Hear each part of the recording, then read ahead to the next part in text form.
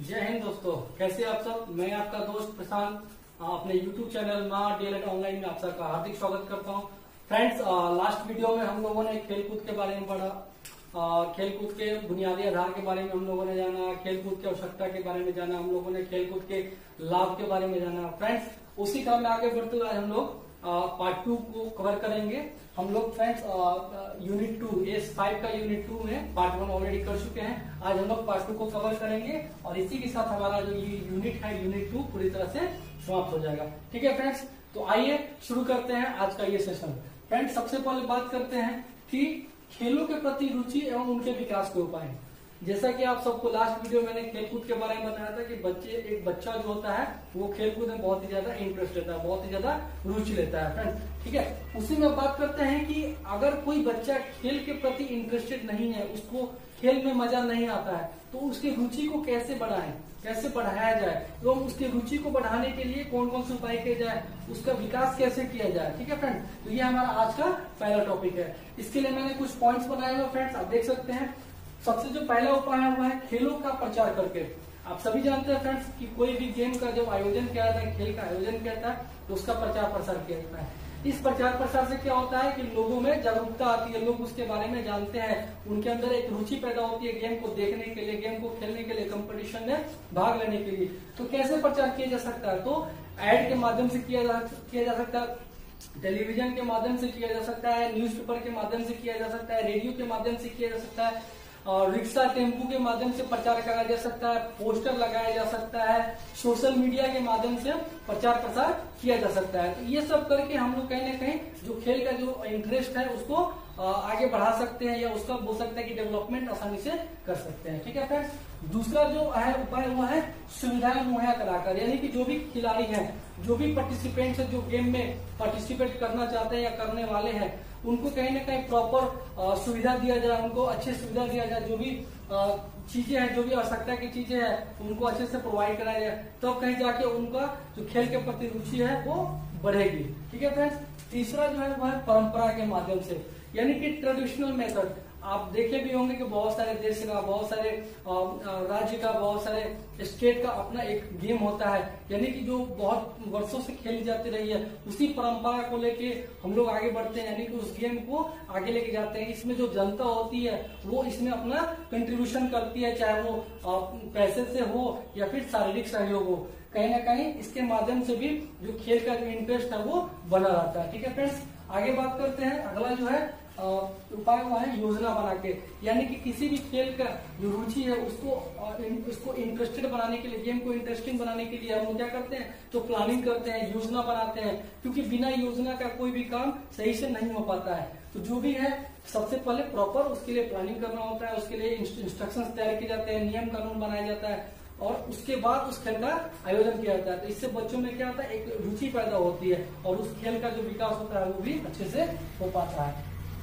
अगला जो है वो है उपकरणों का प्रयोग करके, यानी कि अच्छे अच्छे इंस्ट्रूमेंट दिए जाए, अच्छे अच्छे गैजेट्स दिए जाए, स्पोर्ट्स के जो भी सामान है वो प्रॉपर होने चाहिए, सही मतलब अच्छे ब्रांडेड होने चाहिए, ताकि बच्चों को खेलते समय कोई किसी प्रकार का दिक्कत का सामना न करना पड़े। यानी कि इसके माध्यम से भी जो बच्चों का रुचि है खेल के प्रति वो बढ़ाया जा सकता है। अगला जो है उपाय वो है समय तालिका बना के।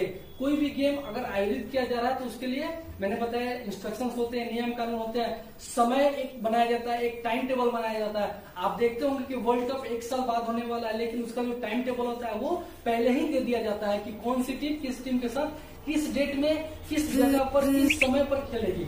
यानी कि यह सब एक तरीका है खेल को रुचि बनाने के लिए, रुचिपूर्वक उसको फेमस करने के लिए। ठीक है फ्रेंड्स, तो ये भी इम्पोर्टेंट है। अगला जो है वो है पुरस्कार देकर, यानी कि खिलाड़ियों को हम लोग रिवॉर्ड दे, उनको पुरस्कृत करें, उनको कोई अच्छा खिलाड़ी खेलता है तो उसको प्रोत्साहित करें। ठीक है फ्रेंड, उनको अच्छे पुरस्कार से पुरस्कृत करें।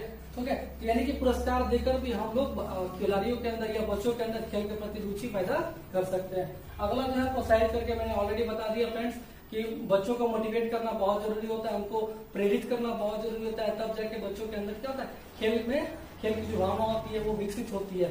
तो प्रोत्साहित करके भी उनके अंदर ये जो रुचि होता है खेल के प्रति, इसको हम लोग बढ़ा सकते हैं या उसका विकास कर सकते हैं। ठीक है फ्रेंड्स, आगे बात करते हैं, हमारा जो आज का दूसरा टॉपिक है वह है प्राथमिक स्तर पर खेले जाने वाली खेल। यानी कि फ्रेंड्स हम लोग डीएलएड के सेकेंड ईयर में क्या पढ़ रहे हैं, तो हम लोग प्राथमिक विद्यालय के बारे में पढ़ रहे हैं। यानी कि जो छोटे छोटे बच्चे होते हैं जो प्राथमिक विद्यालय में पढ़ते हैं वो कुछ अपना स्थानीय खेल खेलते हैं, लोकल लेवल पे जो उनका गेम होता है उसी खेल के बारे में हमारा अगला जो टॉपिक है वो है। तो इसमें कौन कौन से हो सकते हैं फ्रेंड्स, तो सबसे पहला है चक्र बनाना। ये एक बेसिक गेम है जो कि छोटे छोटे बच्चे अपने गांव में, अपने विद्यालय में, अपने मोहल्ले में खेलते हैं। इसमें क्या होता है कि बच्चों का जो ग्रुप होता है वो एक सर्कल बना के और उस पे एक तरफ मुंह करके बैठ जाते हैं। बाकी एक बच्चा जो होता है वो किसी एक बच्चे का हाथ पकड़ के और उसके चारों तरफ राउंड राउंड घूमता और एक चक्र का निर्माण करता है। इस गेम से बच्चे का मानसिक विकास भी होता है, उनका शारीरिक व्यायाम भी हो जाता है और उनमें ताजगी भी आती है। तो ये बहुत ही लोकल स्तर पर फेमस गेम है। दूसरा फ्रेंड्स श्रृंखला बनाना। आप लोगों ने देखा भी होगा कि प्राथमिक विद्यालय में बहुत सारे गेम्स में श्रृंखला बनाना भी एक गेम रखा जाता है, जिसमें दो ग्रुप होते हैं और दोनों ग्रुप को एक रस्सी दी जाती है। दोनों ग्रुप पकड़ के उस रस्सी को खींचते हैं। जो भी ग्रुप उस रस्सी को खींचने में सफल हो जाता है वो उसका विनर कहलाता है। तो ये भी एक बहुत ही फेमस गेम है जो कि स्थानीय लेवल पे खेला जाता है। जो अगला फ्रेंड्स गेम है वो है झूला झूला। आप लोगों ने देखा होगा कि जो प्राथमिक विद्यालय होते हैं या मंटेसरी स्कूल होते हैं उसमें ना झूला लगाया जाता है बच्चों के लिए, सब बच्चे झूलते हैं। हम लोग गांव देहात में देखते होंगे कि पेड़ पर भी बच्चे बहुत सारे पेड़ की टहनी पर बैठ के उस पर झूला झूलते हैं या पेड़ से रस्सी टांग कर उस पर झूला झूलते हैं। तो कहीं ना कहीं ये भी लोकल स्तर पर खेले जाने वाली एक खेल है। ठीक है फ्रेंड्स, अगला जो है वो है रुमाल डालना। रुमाल डालना या टोपी डालना भी इसको हम लोग बोलते हैं। ये भी एक बहुत ही प्रचलित खेल है जो कि छोटे छोटे बच्चों के द्वारा खेला जाता है। फ्रेंड्स इसमें क्या होता है कि जो बच्चे होते हैं वो एक सर्कल बना लेते हैं। सर्कल बना के वो इस सर्कल के चारों ओर बैठ जाते हैं, एक ही तरफ मुंह करके बैठ जाते हैं सेंटर की तरफ। और जो दूसरा बच्चा होता है वो इस सर्कल के चारों तरफ क्या करता है, राउंडिंग करने लगता है। और राउंडिंग करते करते रैंडमली वो अपना रुमाल या टोपी किसी एक बच्चे के बैक साइड यानी कि पीठ की तरफ गिरा देता है। जो भी बच्चा है उसको देखता है ना, वो उसको उठाकर और वो फिर भागना शुरू कर देता है। जो पहले से भाग रहा होता है वो उस स्थान पे आके बैठ जाता है। यानी कि ये भी एक बहुत ही फेमस रुमाल डालना या टोपी डालना। अगला जो है वो है फ्रेंड्स मुर्गा लड़ाई। ये भी एक इंटरेस्टिंग गेम है, बच्चों के द्वारा खेला जाता है। इसमें दो ग्रुप होते हैं और दोनों ग्रुप में कुछ बच्चे मुर्गा बनते हैं और मुर्गा बन के एक जैसे रेस होता है फ्रेंड्स ना, एक ट्रैक से दूसरे ट्रैक तक जाना है तो वो मुर्गा बन के ही चलते हैं उस ट्रैक की तरफ। और उसमें जो भी बच्चा उस बैलेंस को नहीं बना पाता या गिर जाता है वो हार जाता है और जो उस बैलेंस को मेंटेन कर लेता है वो बच्चा विनर हो जाता है। तो ये भी एक इंटरेस्टिंग गेम है मुर्गा लड़ाई, आप लोगों ने सुना भी होगा। ठीक है फ्रेंड्स, चलिए आगे बढ़ते हैं। हमारा जो आज का तीसरा टॉपिक है वह है खेल एवं खेल के प्रकार। सबसे पहले बात कर लेते हैं खेल के बारे में। फ्रेंड्स जनरली खेल को दो भागों में बांटा गया है, एक इंडोर गेम और एक आउटडोर गेम। इंडोर गेम का मतलब आप सब ऑलरेडी जान रहे हैं, जो घर के अंदर खेली जाती है, यानी कि जो खुली जगह में ना खेली जाए, पैक जगह हो, है ना, पैक्ड हो, उसको हम लोग इंडोर गेम्स बोलते हैं। आउटडोर गेम्स यानी कि जो घर से बाहर खेली जाती है, जिसके लिए मैदान होता है, फील्ड बनाया जाता है, बड़ा सा मैदान होता है, उस मैदान में बच्चे खेलते हैं। ठीक है फ्रेंड्स, इंडोर गेम्स का उदाहरण के लिए आप समझ सकते हैं कैरम हो सकता है, आप शतरंज बोल सकते हैं, आप बैडमिंटन भी बोल सकते हैं, ये सब इंडोर गेम्स में आ जाएंगे। आउटडोर गेम्स में फ्रेंड्स आपका वॉलीबॉल आ जाएगा, आपका क्रिकेट आ जाएगा, आपका फुटबॉल आ जाएगा, आपका हॉकी आ जाएगा, ये सब फ्रेंड आपका आउटडोर गेम्स में आता है। ठीक है, अब बात कर लेते हैं इसके प्रकार की, खेल के कौन कौन से प्रकार होते हैं। तो बहुत सारे गेम्स हम सबों के बीच प्रचलित है, मैं कुछ का ही लिख पाया हूँ। फ्रेंड आप सब भी जानते हैं, बहुत आसान है, आप लोग आसानी से इसको अपने से लिख सकते हैं। कुछ पॉइंट्स में मैं चर्चा कर देता हूँ। सबसे पहले बात कर लेते हैं फ्रेंड्स एथलेटिक्स।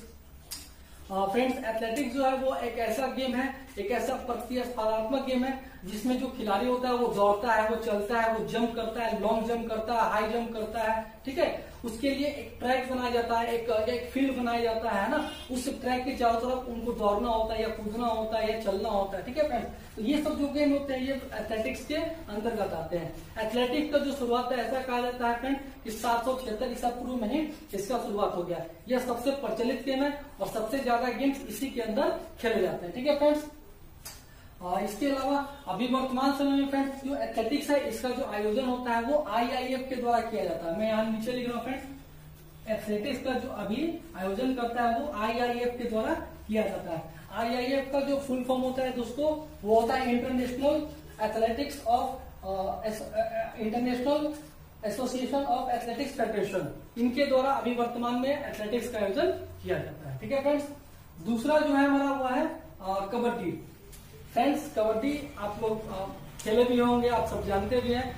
ये हमारा एक भारतीय खेल है, बहुत ही प्रचलित खेल है। और अभी आप सब देखते भी होंगे कि पिछले 2-3 सालों से प्रो कबड्डी करके भी इसका एक खेल आयोजन किया जा रहा है। इसका लाइव टेलीकास्ट टेलीविजन पे होता है, हम सब एंजॉय भी करते हैं। तो कहने का मतलब यह है कि कबड्डी जो है वो अब केवल भारत के खेल न रह के ये विदेशों में भी खेले जाने लगा है। आप बात करें ईरान की बात करें, आप अफगानिस्तान की कर ले, श्रीलंका की बात कर ले, आप नेपाल की बात कर ले, ये सारे देश भी अब हमारे इस कबड्डी के खेल को भी बहुत ही रुचिपूर्वक खेलते हैं। और विश्व स्तर पे भी एक कंपटीशन दिया जाता है जो कभी प्रो कबड्डी के नाम से भी प्रचलित है। तो आइए फ्रेंड्स आगे बात करते हैं हम लोग कुछ और कबड्डी के बारे में समझ लेते हैं। फ्रेंड्स कबड्डी में फ्रेंड्स टोटल 12 प्लेयर होते हैं। फ्रेंड्स दोनों साइड दोनों दल की तरफ 12-12 खिलाड़ी होते हैं, लेकिन उन 12 खिलाड़ी में से 7-7 खिलाड़ियों को ही हिस्सा लेने का मौका मिलता है। फ्रेंड्स यानी कि 7-7 खिलाड़ी दोनों दल से एक दूसरे से भिड़ते हैं।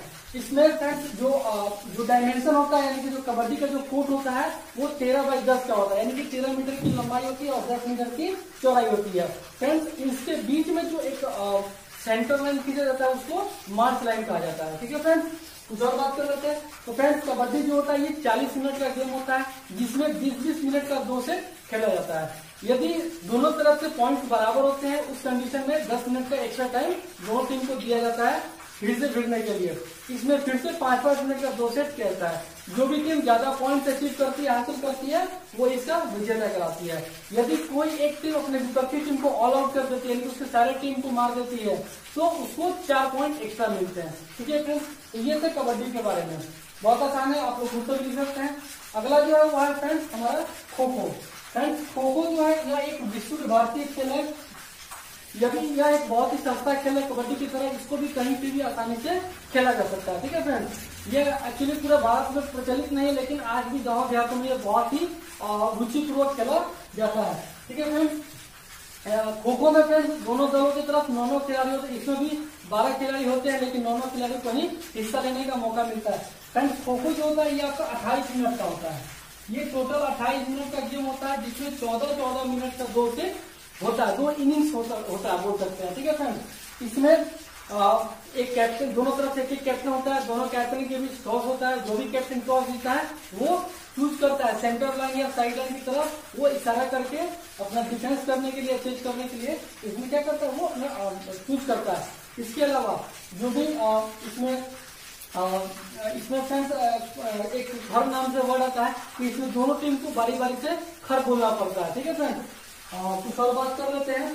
तो ये फ्रेंड्स जो गेम है मुख्य रूप से हरियाणा और महाराष्ट्र में खेला जाता है। इसमें जो टीम बैठती है उसको चेसर बोलते हैं, और जो टीम चेज करती है जो बैठती है उसको चेसर बोलते हैं, और जो टीम खो खो करती है उसको खर बोलते हैं। दोनों टीम को बारी बारी से खर करना पड़ता है। इसमें एक टीम के जो खिलाड़ी होते हैं वो एक रो में बैठते हैं। ठीक है फ्रेंड्स, एक रो में अल्टरनेट मूव करके बैठते हैं, यानी कि अगल बगल के खिलाड़ी का मुंह एक दिशा में नहीं हो सकता, अल्टरनेट डायरेक्शन में उनका जो फेस होता है वो होता है।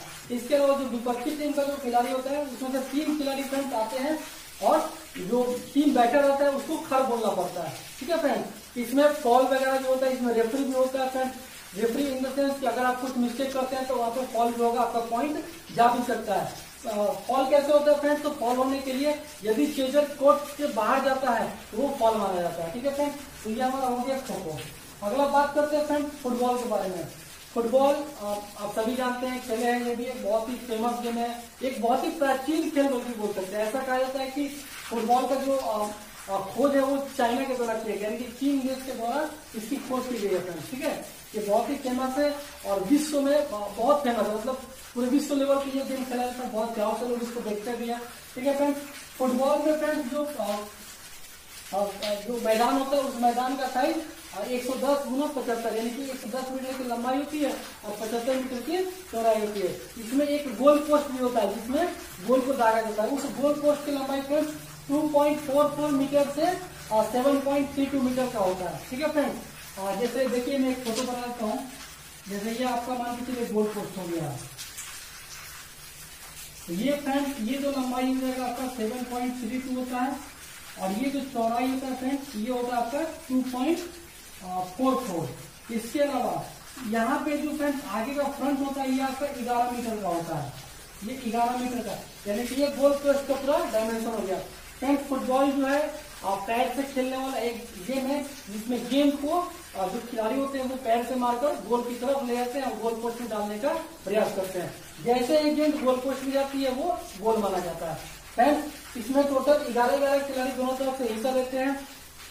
इसमें कुछ अपना अपना खिलाड़ियों का पोजीशन है, जैसे कोई फॉरवर्ड से खेलता है, कोई मिड लाइन से खेलता है, कोई बैकवर्ड से खेलता है, एक गोलकीपर भी होता है। इसके अलावा कुछ और भी टर्म्स है, जैसे किक करना, हेडिंग करना, सर से जो मारते हैं हेड करना, वो होता है आपका।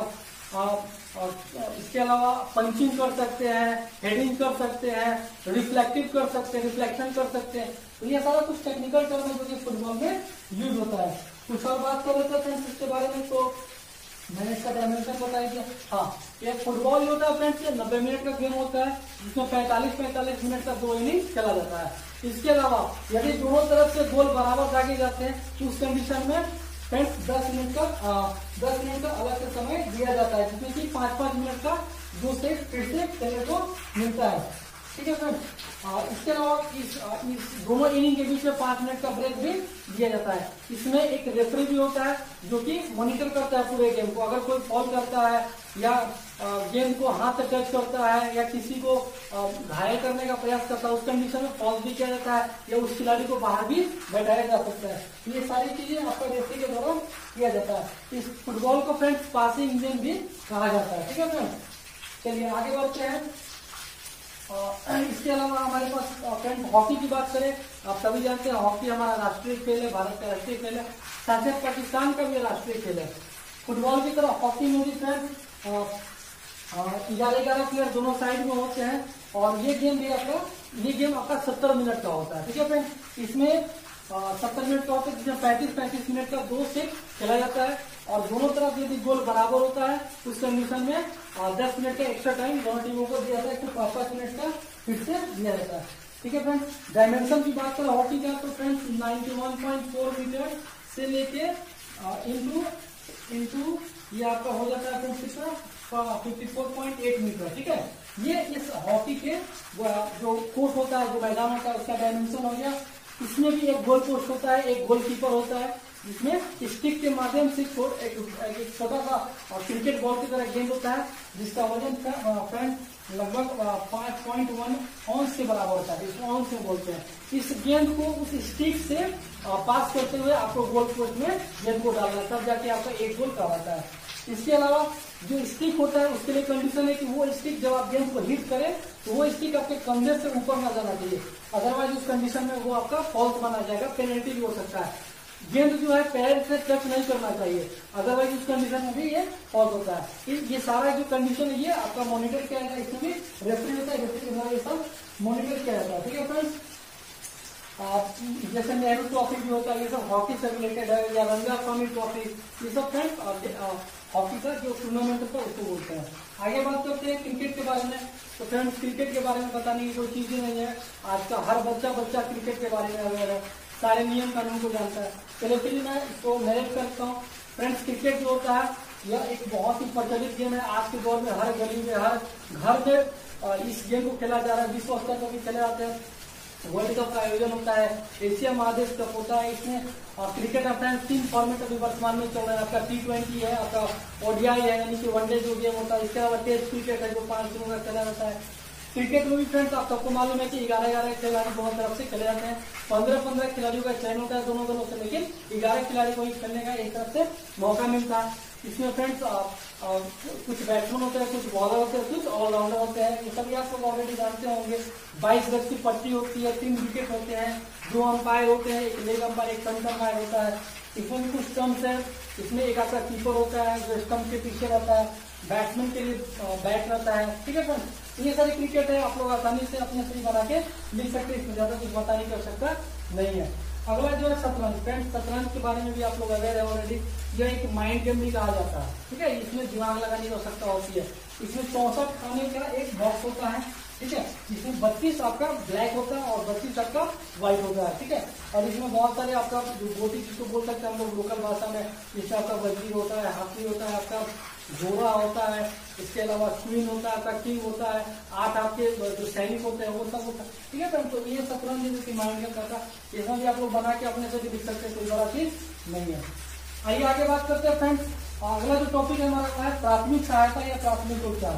फ्रेंड्स, प्राथमिक सहायता या प्राथमिक उपचार का अर्थ ऐसे समझिए कि जब किसी व्यक्ति का, जब कोई व्यक्ति किसी दुर्घटना में इंजर्ड होता है या चोटिल होता है, तो डॉक्टर के आने से पहले जो उसको प्रिकॉशन दिए जाते हैं या जो उसको क्या बोलेंगे, डॉक्टर के आने से पहले जो हम उसको उपचार दे रहे हैं ना, वही क्या कहता है, हमारा प्राथमिक उपचार कहलाता है। यानी कि क्योंकि हमारा जब जहाँ एक्सीडेंट हुआ है वहाँ पे डॉक्टर को इंस्टेंटली बोलना पॉसिबल नहीं होता, तो वहाँ पे क्या होता है, फर्स्ट एड दिया जाता है। कोई भी व्यक्ति जिसके पास वो सुविधा है, वो फैसिलिटी है, उस व्यक्ति को आकर फर्स्ट एड देता है, यानी कि प्राथमिक उपचार देता है ना। उसी को क्या बोलते हैं, प्राथमिक सहायता या प्राथमिक उपचार भी बोलते हैं। ठीक है फ्रेंड्स, आगे बढ़ते हैं। अगला जो है हमारे प्राथमिक सहायता देने वाले शिक्षक के गुण। अब फ्रेंड्स, जैसा कि हम सभी जानते हैं कि बच्चे स्कूल में खेलते हैं, खेलकूद करते हैं, क्रिया करते हैं, उस कंडीशन में अगर बच्चे इंजर्ड हो जाते हैं तो तुरंत डॉक्टर को बुलाना तो संभव है नहीं। वैसे में वहाँ का जो शिक्षक है उसके पास फर्स्ट एड बॉक्स होना चाहिए, यानी कि प्राथमिक उपचार जो बॉक्स होता है वो होना चाहिए, और शिक्षक के पास वो गुण होना चाहिए, वो क्वालिटी होना चाहिए, उसको जानकारी होना चाहिए कि किस कंडीशन में कौन सा दवा, कौन सा मलम, कौन सा पट्टी बच्चे को देना है, लगाना है। ठीक है फ्रेंड्स, तो उसमें शिक्षक का जो गुण होता है वो बहुत ही महत्वपूर्ण भूमिका निभाता है। कुछ पॉइंट्स मैंने लिख कर रखे फ्रेंड्स। जो शिक्षा का पहला गुण होना चाहिए वह है साधन पूर्णता, यानी कि उसके पास प्रॉपर साधन होना चाहिए सारी चीजों का।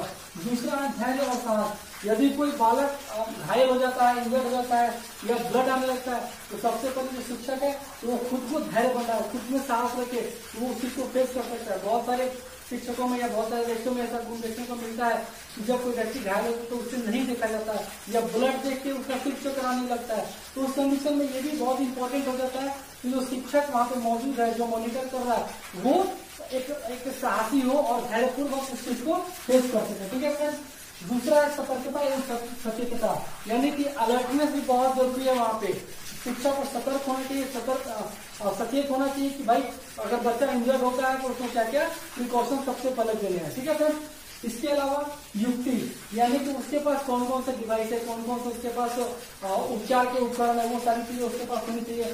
तरीका होना चाहिए उसको पट्टी बांधने का या हैंगिंग प्लस लगाने का, जो भी क्रीम बोल सकते हैं वो सब लगाने के लिए।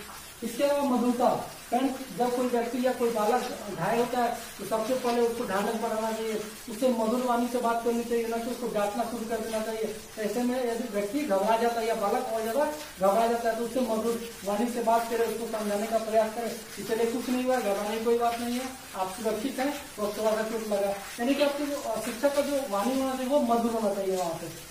इसके अलावा उस शिक्षक के अंदर सहयोग की भावना अंदर होनी चाहिए, यानी कि वो जो भी व्यक्ति इंजर्ड हुआ या बालक इंजर्ड हुआ या घायल हुआ है उसको वो सहयोग करने की भावना अंदर से तब जाके वो उसको अच्छे से प्रॉपर ट्रीटमेंट दे सकता है। अगला जो है सहानुभूति। सहानुभूति बहुत ही इंपॉर्टेंट है फ्रेंड्स। अगर कोई व्यक्ति घायल होता है और आप उससे सहानुभूति दिखाते हैं तो कहीं ना कहीं उसका जो आधा दुख दर्द होता है वहीं पे समाप्त हो जाता है। उसको ढांढस बढ़ाते हैं कि चलिए आप ज्यादा घायल नहीं हुए, आपको कोई दिक्कत नहीं है, आप बिल्कुल सेफ है, तुरंत आप ठीक हो जाएगा। तो सहानुभूति भी कहीं ना कहीं शिक्षक के अंदर होनी चाहिए। ठीक है फ्रेंड्स, तो ये सारे गुण एक शिक्षक के अंदर होने चाहिए प्राथमिक सहायता, प्राथमिक उपचार देते समय। ठीक है फ्रेंड्स, आगे बात करते हैं प्राथमिक सहायता के समय ध्यान देने योग्य बातें। जब कोई व्यक्ति या बालक घायल हो जाता है उस समय कौन कौन सी बातें होती है जो मुख्य रूप से शिक्षक को या वहाँ पे जो व्यक्ति उस उपचार को दे रहा है उसको ध्यान देना चाहिए। सबसे पहला कि अगर कोई व्यक्ति घायल हुआ है तो सबसे पहले उसका अच्छे तरीके से मॉनिटरिंग करे, उसका जायजा ले, घटनास्थल के पास जाते हैं फर्स्ट एड का जो किट है वो लेते जाए। इसके अलावा वहाँ का जायजा लेने के बाद भीड़ इकट्ठा न होने दे, प्रॉपर उसको हवा आने दे, क्योंकि जब व्यक्ति घायल होता है तो उसको गर्मी ज्यादा लगती है, तो प्रॉपर पंखे से हवा देने का प्रयास करें। उसके बाद वो जहाँ पे उसको चोट लगी है उसका जायजा लें, यदि हड्डी टूटी हुई है तो उसको हिलाने डुलाने का प्रयास न करें। यदि ब्लड ज्यादा बढ़ रहा है तो प्रयास करें कि ब्लड रोका जाए, पट्टी वगैरह बांधा जाए, या दर्द ज्यादा है तो दर्द निवारक गोली भी आप उसको दे सकते हैं, थर्मामीटर वगैरह का भी यूज कर सकते हैं वहाँ पे। ठीक है फ्रेंड्स, तो ये सारी चीजें जो है वहाँ पे ध्यान देना होती है। इसके अलावा तुरंत अगर व्यक्ति ज्यादा घायल है यानी कि उसको डॉक्टर की आवश्यकता है तो घटनास्थल पहुंचते हैं सबसे पहले आप एम्बुलेंस को कॉल करें और फिर अपना फर्स्ट एड का यूज करें। ठीक है फ्रेंड्स, तो ये कुछ बातें हैं जो आप लोग लिख सकते हैं पॉइंट बना के। ठीक है, आज का हमारा जो आखिरी टॉपिक है वो है प्राथमिक सहायता सामग्री। फ्रेंड्स प्राथमिक सहायता सामग्री, यानी कि जब कोई व्यक्ति फर्स्ट एड बॉक्स लेकर जाता है तो उस फर्स्ट एड बॉक्स में कौन कौन से सामग्री उपस्थित होने चाहिए अनिवार्य रूप से। तो फ्रेंड्स सबसे पहले कि आपके फर्स्ट एड बॉक्स में दर्द निवारक गोलियां हो। ये दर्द निवारक गोलियां आपको बिना डॉक्टर के कंसल्ट के नहीं रखनी है, आपको डॉक्टर से बातचीत करके ही सब सोच समझ के अलग अलग दर्द का अलग अलग गोलियां आपको उसमें रखनी है। इसके अलावा आप मरहम रख सकते हैं, क्रीम रख सकते हैं, पट्टी रख सकते हैं, कैंची रख सकते हैं, आपके पास हैंड ग्लव्स होना चाहिए, आपके पास मास्क होना चाहिए।